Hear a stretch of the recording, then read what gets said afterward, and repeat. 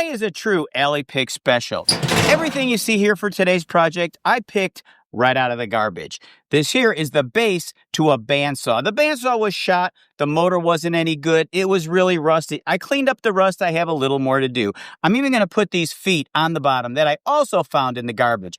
I'm going to put a shelf here using this piece of wood and a nice thick tabletop up here that I also found in the garbage. This is going to make a very nice multi-purpose table. I'm Tom, and this is Alley Picked. Rusty base, forgotten, left to decay. Metal feet in the alley, thrown away. Kitchen table top, scratched and bare. Treasure in disguise, waiting there. From trash to treasure, watch it gleam. Turning scraps into a dream. Brush and paint, a second chance. This table's got a brand new stance.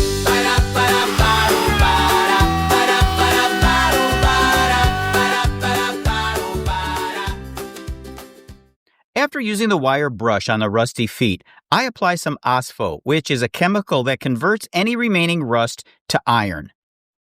This way, these feet are not going to rust again after I repaint them. I'll then scuff up the surface so that the spray paint is going to stick better. It's also very important to clean the surface before painting.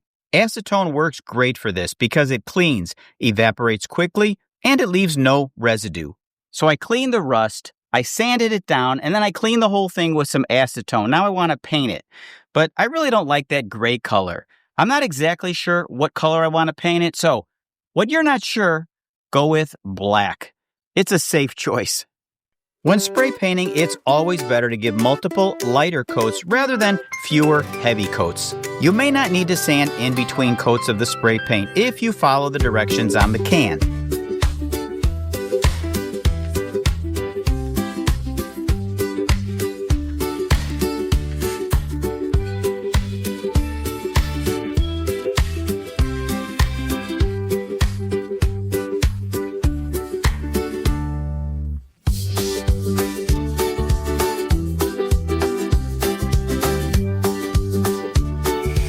This is the bottom shelf. After sanding it and rounding the edges, it looks great. The underside isn't important. It's not going to be seen. But I did run into a problem with this shelf. So I cut this piece of wood to fit perfectly on top of this shelf. But it didn't fit. Why? Because these are on an angle. So every time I went to put it in, it kept hitting the sides. So what did I do? I cut it in half. Now I have two pieces. I dropped the first in, the second. Now I have to glue it together, clamp it tight, let it dry, and we're good. Before gluing the shelf back together, I decided to stain and polyurethane it first. But I do avoid getting any stain or poly on the edges that I plan to glue. Sanding down the scars of time. Polish bright, the wood will shine. Each piece a story, a past unknown. Now they come together, a beauty grown.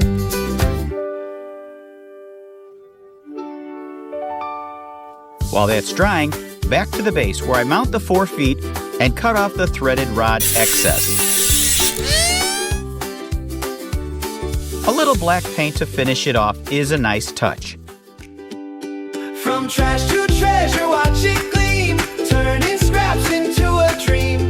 Brush and paint, a second chance. This table's got a brand new stance. Oh, oh, oh. Sanding down the scars of time. Polish bright, the wood will shine.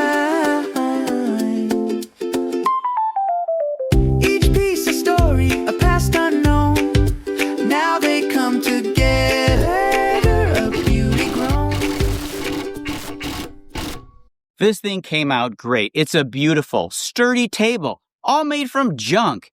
It cost me just a few hours in time.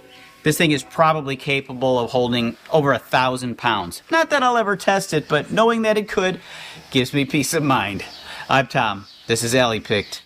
And thanks for watching. From trash to treasure, watch it gleam, turning scraps into a dream. Brush and paint, a second chance, this table's